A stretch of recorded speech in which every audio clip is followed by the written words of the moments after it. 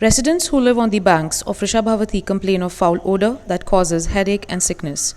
More than 60% of water in the river is untreated domestic waste as per the report published by Ashoka Trust for Research in Ecology and Environment in 2015. इसमें बदबू आता है और बहुत सारा कचरा आता है। अगर बारिश आएगा तो ज़्यादा पानी भर जाएगा तो ऊपर आ जाते हैं वो सब कचरा, अलग अलग केमिकल का भास आ जाते हैं।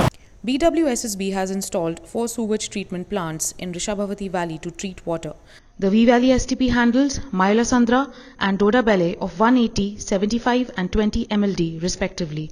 On an average, the treatment plants can treat up to 37% of river water. Wastewater consultants from the Eco STP Technologies say innovative solutions could help with treating wastewater. So how we look at solving for these problems is by turning to nature. So biomimicry is a process where you consciously emulate nature's genius in your thinking, in your design and innovation. And so we turn to the cow's stomach, right? The cow's gut has very powerful anaerobic bacteria, so it doesn't need air to treat the sewage. In underground chambers, we have all the sewage coming in, flowing in from one tank to the other.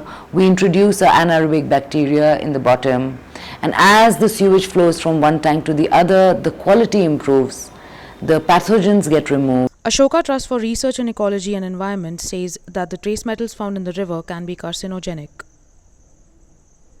So we picked up samples upstream and downstream of the V Valley treatment plant, and we found that there was no significant difference in the quality of water. The treated water was getting mixed up with untreated sewage which was already flowing in V Valley.